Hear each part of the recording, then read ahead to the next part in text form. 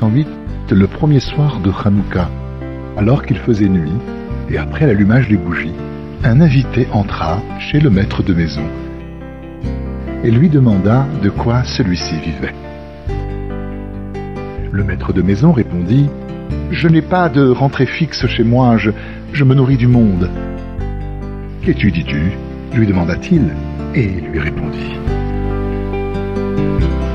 Leur conversation prit un tour si profond que leurs propos semblaient tout droit sortir du cœur. Le maître de maison commença à éprouver des languissements et souhaita ardemment savoir comment percevoir et accéder à une plus grande élévation dans la sainteté. L'invité répondit « J'étudierai avec toi ». L'hôte s'étonna et commença à douter que cet homme-là soit un être humain. Mais il recouvra ses esprits et constata qu'il s'adressait à lui comme à tout autre homme. Aussitôt, sa foi en cet homme se renforça.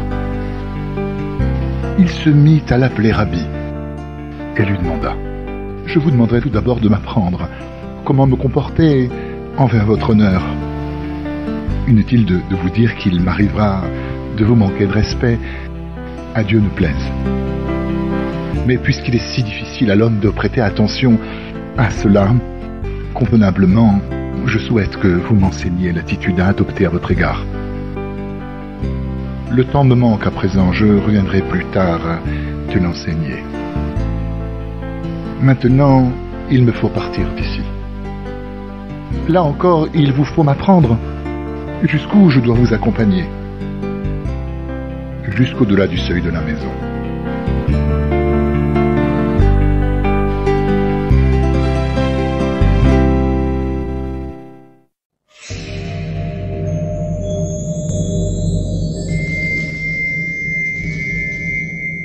Comment vais-je sortir avec lui? Se dit alors en lui-même le maître de maison.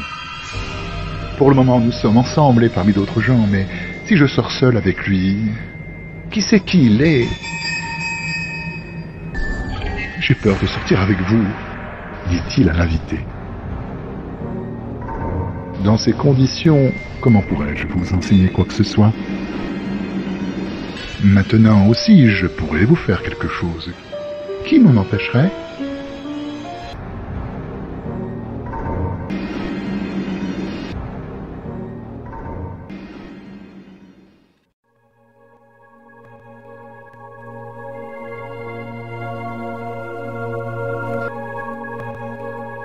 Et le maître de maison sortit en sa compagnie.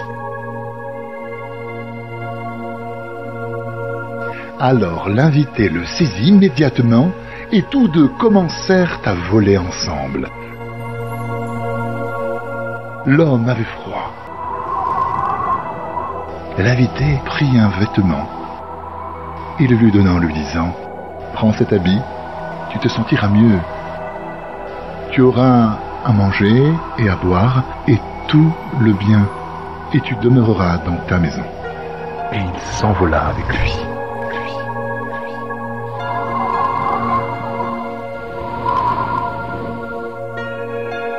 À cet instant, l'homme regarda et constata qu'il était chez lui. Il n'en croyait pas ses yeux. Cependant, il regarda encore et vit qu'il parlait à des gens, mangeait et buvait comme tout un chacun. Il regarda à nouveau et vit qu'il volait comme auparavant. Il regarda encore et voilà qu'il était chez lui. Il regarda une nouvelle fois et voilà qu'il volait. Et ainsi de suite, un certain nombre de fois.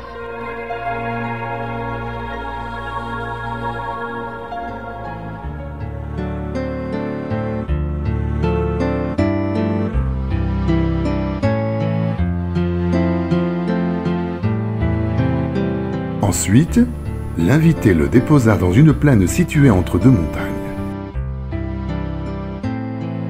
Là, il trouva un livre contenant des combinaisons de lettres. Aleph, Zain, Het, Dalet. Ce livre renfermait aussi des dessins d'ustensiles, à l'intérieur desquels se trouvaient des lettres. Dans ces mêmes ustensiles, Il y avait également les lettres des outils permettant de les fabriquer. Un grand désir le prit de s'adonner à l'étude de cet ouvrage. À cet instant, il regarda, et voici qu'il était chez lui. Il regarda de nouveau, et il était là-bas. Il se décida à monter sur la montagne. Peut-être y découvrait-il un lieu habité.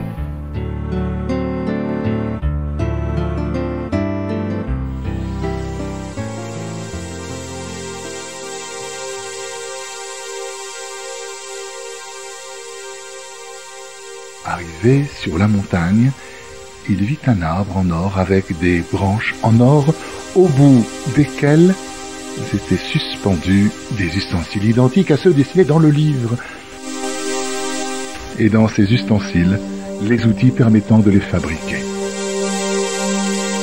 Il désirait les ôter de là, mais ne put s'y résoudre tant il s'enchevêtrait de manière tortueuse aux branches.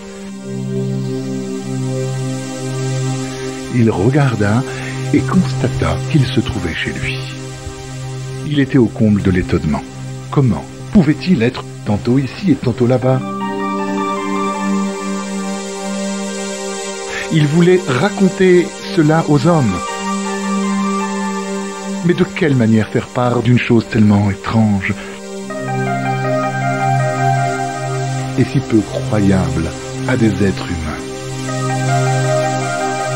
Il regarda alors par la fenêtre, vit ce même invité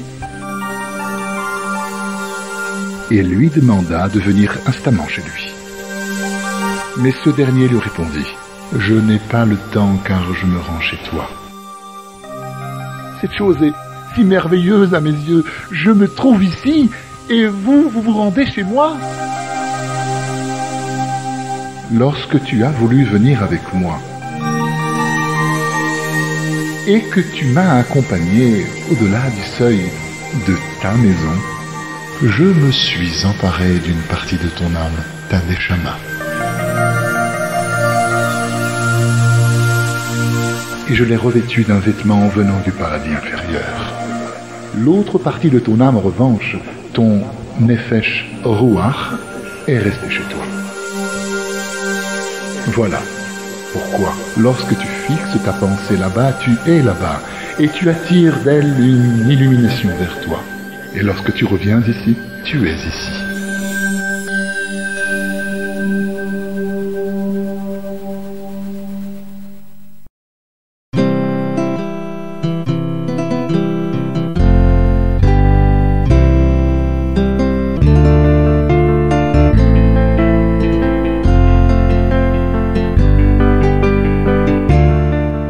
J'ignore de quel monde il venait, mais de toute évidence, il s'agissait d'un monde du bien.